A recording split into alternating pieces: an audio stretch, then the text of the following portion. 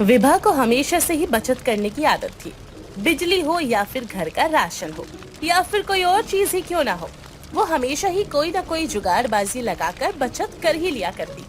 ऐसे ही गर्मियों के दिन चल रहे थे और बाहर तपती धूप पड़ रही थी। ऐसे में विभा रात की बची हुई सब्जी को एक भिगोने में डालकर छत पर ले जाती है और ढककर उसे धूप में रख देती है और नीचे आकर वापस से घर के कामों में लग जाती है। दोपहर के समय जब सभी लोग खाना खाने के लिए बैठते हैं, तभी विभा की सास रीनू बोलती है। बहू, रात को जो छोले की सब्जी बनी थी ना घर में, वो ले आ। वो बहुत अच्छी बनी थी, खा लेंगे अभी। अभी लेकर आती हूँ माँ जी। उसको तो मैंने धूप में रखा था गर्म होने के लिए, अब तक तो गर्म हो गई होगी। अरे बहू, तुझे कितनी बार बताया है मैंने कि गर्मी इतनी ज्यादा है, सब्जियों को ठंडक की जरूरत होती है और तू उन्हें धूप में रख देती है। धूप में रखने से ना गैस की बचत हो जाती है माँ जी। और वैसे भी इतनी तेज धूप है, चाहे तो पानी ही क्यों ना उबाल लो। यहाँ तो फिर मैंने सब्जी ही रखी थी धूप में गर्म करने के लिए। रुको, मैं अभी लेकर आती हूँ 2 मिनट में। विभा जल्दी से छत पर जाती है और सब्जी का भिगोना उठाकर ले आती है। पर जैसे ही वो भिगोने का ढक्कन हटाती है तो वो देखती है कि छोले की सारी सब्जी खराब हो चुकी है और उसके ऊपर बबल्स ही बबल्स आ चुके हैं। ये देखकर रीनू बोलती है, और कर ले धूप में सब्जी गरम, हो गया ना सत्यानाश। लगता है माँ जी ये कुछ ज्यादा ही देर धूप में रह गई, इसी वजह से इसकी हालत खराब हो गई है माँ जी। उबल गई है। उबली नहीं है, सड़ गई है। अरे जब घर में गैस सिलेंडर है तो उसका इस्तेमाल करना बहू, और उसका नहीं करना तो माइक्रोवेव का कर ले। धूप में गर्म करने के चक्कर में चीजें खराब क्यों कर रही है तू? ठीक है माँ जी, आगे से ध्यान रखूंगी, नहीं करूँगी कुछ भी ऐसा जिससे कि खाना खराब हो। ऐसे ही दोनों सास बहू आराम से बैठकर खाना खा लेते हैं। दिन गुजरते हैं। विभा किसी न किसी तरीके से गर्मियों में धूप का इस्तेमाल करती ही रहती। एक दिन जब वो रसोई साफ कर रही थी, तभी रसोई की खिड़की खोलती है और उसमें से तेज धूप आ रही होती है, जिसे देखकर विभा सोचती है, कितनी तेज धूप आ रही है। एक काम करती हूँ, चाय के पतीले में पानी डालकर रख देती हूँ।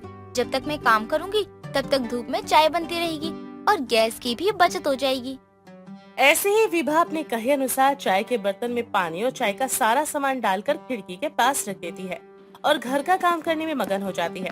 कुछ देर बाद जब रीनू रसोई में आती है तो वो देखती है कि चाय के बर्तन में पानी में एक छिपकली मरी पड़ी हुई है।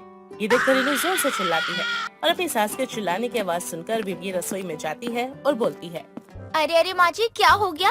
आप इतनी जोर से क्यों चिल्ला रही हो? सब ठीक तो है ना? बिजली का करंट लग गया क्या आपको? होना क्या है नालायक, देख चाय के पानी में छिपकली मरी हुई पड़ी है। हे भगवान, ये क्या हो गया? मैंने तो चाय बनाने के लिए पानी रखा था धूप में, ताकि गर्म होने के बाद मैं दूध डालकर पका लूंगी। लेकिन इस छिपकली ने तो स्विमिंग पूल समझकर इसमें आत्महत्या कर ली।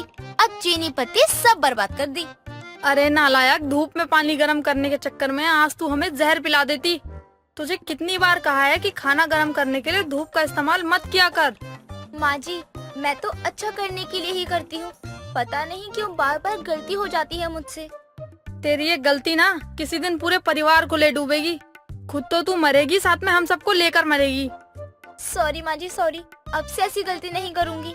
तेरा हर बार का यही है, तू हमेशा कुछ ना कुछ गलत करके यही बोलती है और फिर दोबारा वही चीजें दोहराती है। ऐसे ही रीनू विभा को सुनाकर फिर से वहाँ से चली जाती है। दिन गुजरते चले जाते हैं। अब कुछ दिन तक तो विभा अपनी सास की बात मानकर धूप में कोई भी खाने पीने की चीज को गर्म करने के लिए नहीं रखती और न ही कुछ बनाने की प्रैक्टिस करती। लेकिन विभा अपने आप को ज्यादा दिन तक कंट्रोल नहीं कर पाती। ऐसे एक दिन वो अपने कमरे में बैठी हुई फोन में केक बनाने की रेसिपी देखती है। तब इसका पति सुरेश आता है और बोलता है, धर्म पत्नी जी, क्या कर रही हो फोन में? जी, केक बनाने की रेसिपी देख रही हूँ। आपको केक पसंद है क्या? बिल्कुल, मुझे केक खाना बहुत पसंद है। तो फिर मैं आपके लिए आज केक बनाऊं? नेकी और पूछ-पूछ, जरूर बना लो। वैसे भी मेरा तो मीठा खाने का बहुत मन कर रहा था। अगर केक मिल जाएगा तो मजा ही आ जाएगा। ठीक है, आप थोड़ा इंतजार कीजिए, मैं आपके लिए एक अच्छा सा चॉकलेट केक बनाकर लेकर आती हूँ। इतना कहकर विभा रसोई में जाती है और केक बनाने की सारी तैयारियां करती है। जैसे जैसे फोन में वीडियो में बताया गया था, विभा वैसे वैसे रेसिपी को फॉलो करना शुरू करती है। जरूरत के अनुसार वो सारी चीजों को मिक्स करने के बाद जैसे विभा केक को कुक करने के लिए उसे माइक्रोवेव में रखने वाली होती है, तभी लाइट चली जाती है और विभा खुद से बोलती है, हे भगवान, अब क्या करूँ? लाइट चली गई। अब मैं अपना केक कैसे बनाऊँ? गैस पर बनाऊंगी तो ये खराब हो जाएगा। और केक की जगह हलवा बन जाएगा। अब क्या करूं, मुझे तो कुछ समझ ही नहीं आ रहा। माइक्रोवेव जैसी हीट का जुगाड़ मैं कहाँ से करूं? विभा ये सोच ही रही थी कि तभी उसके दिमाग में फिर से प्राकृतिक धूप में खाना गर्म करने और बनाने की बात हाईलाइट होने लगी थी और वो खुद से बोलती है, मिल गया आइडिया। अब मैं इस केक को धूप में बनाऊंगी। वैसे भी इतनी गर्मी में बाहर का माहौल किसी माइक्रोवेव से कम थोड़ी ना है। इतना कहकर विभा रेडी किए हुए मिक्सर को यानी कि केक के बैटर को बर्तन में डालकर छत पर ले जाती है और ढककर वहीं रख देती है। कुछ घंटे बाद सुरेश विभा के पास आता है और बोलता है, विभा, तुम तो केक बना रही थी ना, क्या हुआ? तुम्हारा केक बना नहीं क्या अभी तक, या तुमने अकेले ही खा लिया बनाकर? केक तो एकदम रेडी है, बस मैं अभी लेकर आती हूँ। आप खाने के लिए रेडी रहिए बस। इतना कहकर विभा छत पर केक लेने जाती है, लेकिन सामने का नजारा देखकर तो उसके होश ही उड़ जाते हैं, क्योंकि केक का बैटर बहुत ही ज्यादा मीठा था और इस वजह से केक के बैटर पर बहुत सारी चींटियों ने हमला कर दिया था और केक वाला जो बर्तन था वो पूरे तरीके से चींटियों से भरा हुआ था। विभा उदास सा चेहरा लेकर छत से नीचे आती है और सुरेश को सारी बात बताती है, जिस पर सुरेश उसका मजाक बनाते हुए बोलता है, क्या बात है, तुम तो बहुत ही ज्यादा एडवांस निकली। पहले धूप में खाना गर्म किया करती थी, पर अब धूप में केक बना रही हो। वाह, तुम्हारा नाम तो गिनीज बुक में दर्ज होना चाहिए, और वो भी सुनहरे अक्षरों में। सच में। बस कीजिए, और कितना मजाक बनाएंगे आप मेरा?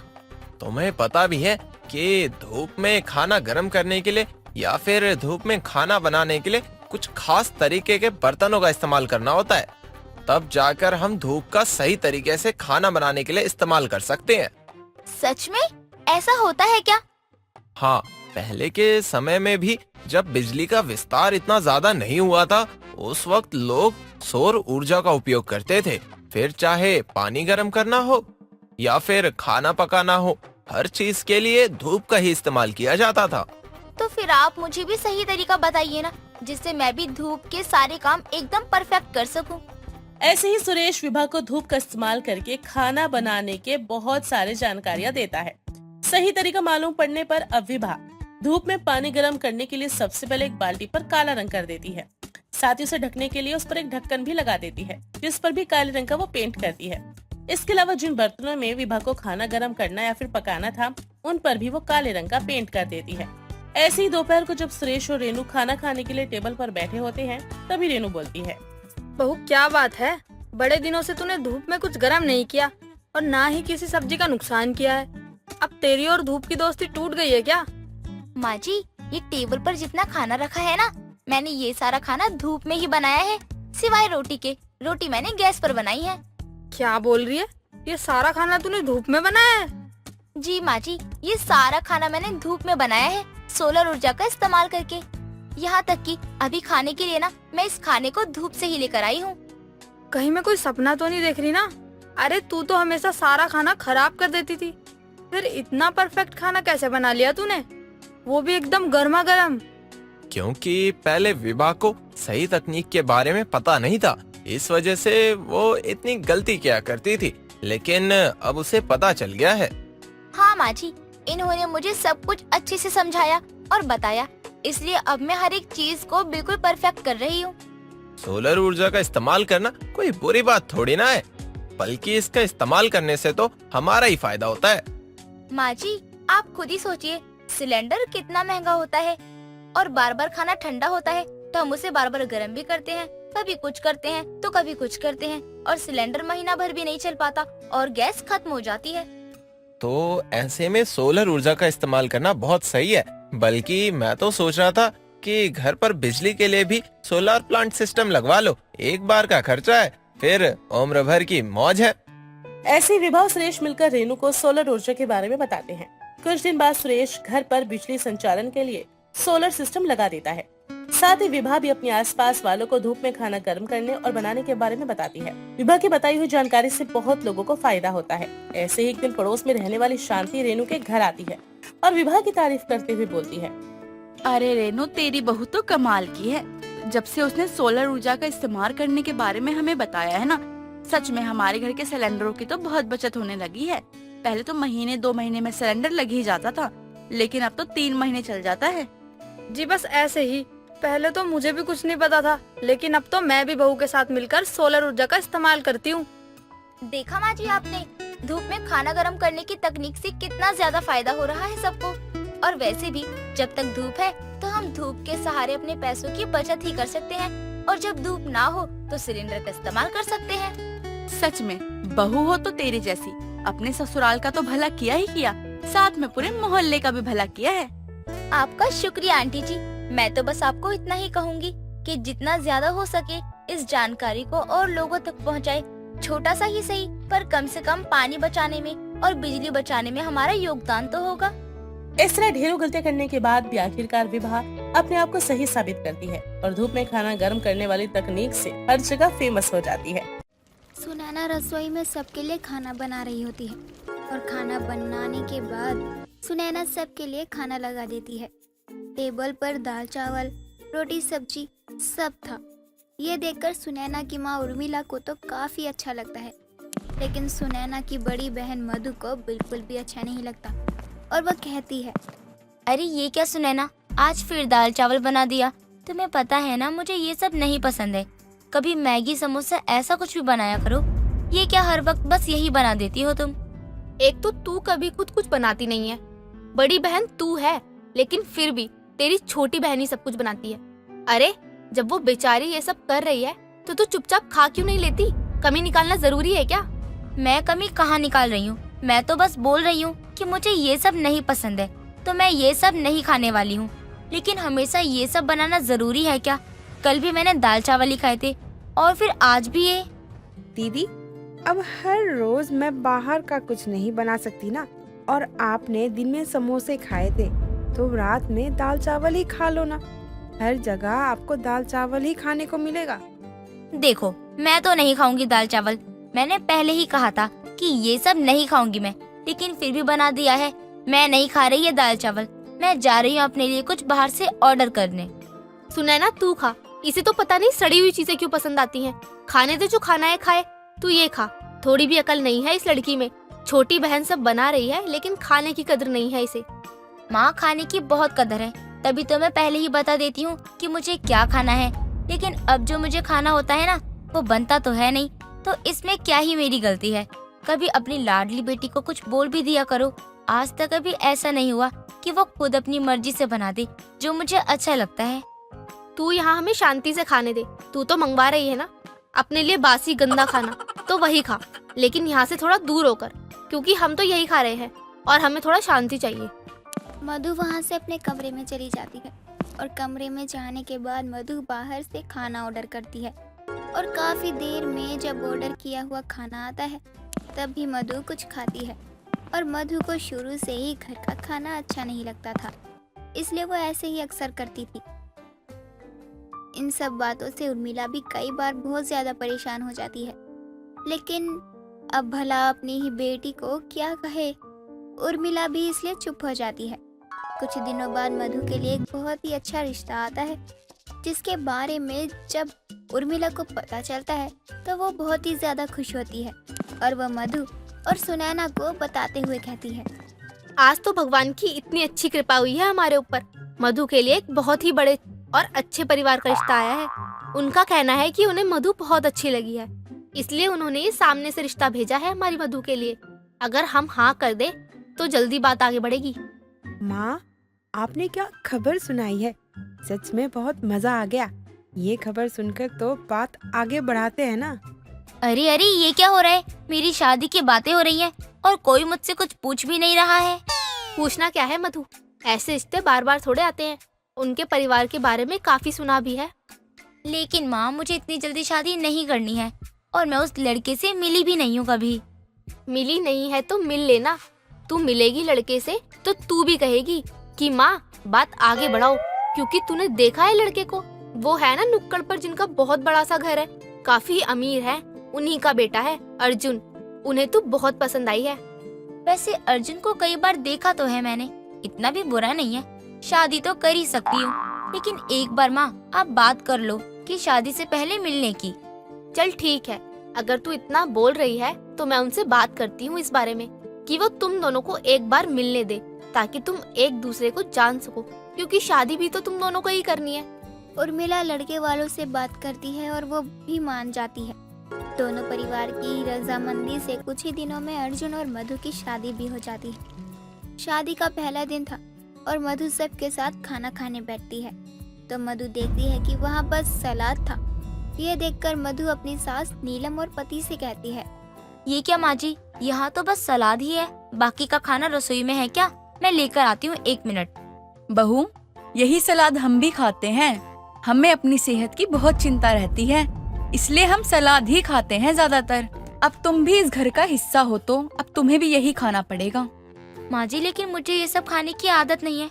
मैं ज्यादातर बाहर का ही खाती हूँ, फिर मैं ये सब कैसे खा सकती हूँ? मैं अपने लिए कुछ और अलग बना लेती हूँ, आप ये सब खा लीजिए। नहीं बहू, हमारे घर में ऐसा नहीं होता। हमारे घर में सभी लोग एक ही चीज खाते हैं, किसी के लिए कुछ अलग नहीं बनता। और कुछ दिनों में तुझे भी सलाद खाना पसंद आएगा। मधु को अपने ससुराल में दाल चावल भी नसीब नहीं हो रहा था और वो किसी से कुछ भी नहीं कहती, लेकिन ये सब मधु को बिल्कुल भी पसंद नहीं आ रहा था। कई दिन हो जाते हैं और मधु ने बस सलाद ही खाया था। कुछ दिनों बाद जब वो अपनी माँ के घर आती है तो बोलती है, माँ जल्दी से दाल चावल ले आओ, बहुत ज्यादा भूख लगी है मुझे। दीदी, आप यहाँ इतने दिनों बाद आई हो। आज मैं आपकी पसंद का खाना बनाती हूँ। अभी जल्दी से मैगी और समोसे बना कर लाती हूँ। आपको बहुत पसंद है ना ये सब? नहीं नहीं, अभी तो फिलहाल मुझे दाल चावल ही पसंद है और वो ही खाने का मन कर रहा है। तू तो एक भूखे की तरह बस खाना ढूंढ रही है। तेरे ससुराल वाले तुझे कुछ खाने को नहीं देते हैं क्या, जो तू इतना झटपटा रही है? क्या हुआ अब, तुझे नहीं खाना क्या समोसे मैगी? माँ, मैं जिस ससुराल में गई हूँ ना, वहाँ दाल चावल ही नहीं मिल रहा है, बस सब लोग सलाद ही सलाद खाते हैं। मुझे तो ऐसा लग रहा है कितने दिन हो गए हैं और मैं दाल चावल खाई नहीं हूँ। भूख बढ़ती जा रही है अब तो। माँ दीदी, आप रुको यहीं, मैं आपके लिए अभी लेकर आती हूँ दाल चावल। मधु नॉर्मल खाने के लिए बहुत ज्यादा ही छटपटा रही थी और कुछ देर बाद सुनैना गर्मा गर्म दाल चावल लेकर मधु के पास जाती है तो उसके मुंह में पानी आ जाता है और वह जैसे ही खाने के लिए हाथ बढ़ाती है कि तभी उसकी सास का फोन आ जाता है और वो मधु को वापस घर बुला लेती है। इतने दिनों से मधु सलाद ही खा रही थी तो वो बस अब दाल चावल को ही तलाशने लग जाती थी। कुछ दिनों बाद मधु को चक्कर आते हैं और वह जमीन पर गिर जाती है। तभी नीलम आती है और उसके मुंह पे पानी डालते हुए कहती है, बहू, क्या हुआ बहू? तू ठीक तो है ना? तुझे चक्कर कैसे आए? मैं तुझे तेरे कमरे तक लेकर चलती हूँ और खाने को भी लाती हूँ। शायद तुझे कमजोरी हो गई है। नीलम मधु को लेकर कमरे में जाती है। मधु के लिए नीलम कुछ खाने को लाती है और खिलाने लगती है, लेकिन मधु कुछ भी खाने से मना कर देती है। बहू, क्या हुआ? तू कुछ खा क्यों नहीं रही है? देख रही हूँ मैं तुझे कब से। तुझे कितने दिनों से कमजोरी हो गई है और अब तू कुछ खा भी नहीं रही है। ऐसे तो तेरी ज्यादा तबीयत खराब हो जाएगी ना। माफ करना माँ जी, मेरी तबीयत इसलिए खराब हुई है। मैं बहुत कुछ खाती थी, लेकिन दाल चावल मेरे घर में रोज बनता था और मैं वो ही कभी नहीं खाती थी। और मेरी किस्मत देखो, मेरी शादी ऐसे घर में हुई जहाँ दाल चावल ही नसीब नहीं होते हैं। अच्छा, तो तेरी तबीयत इसीलिए खराब हुई है? जी माँ जी, मुझे दाल चावल खिला दो, मेरा ना बहुत मन है दाल चावल खाने का। मधु की बात सुनकर नीलम उसके लिए दाल चावल बनाती है और अपने हाथों से उसे खिलाती भी है। दोस्तों, अगर आपको ये कहानी पसंद आई तो इसे लाइक करें, शेयर करें और कमेंट करके बताएं कि कहानी में आपको सबसे अच्छा क्या लगा।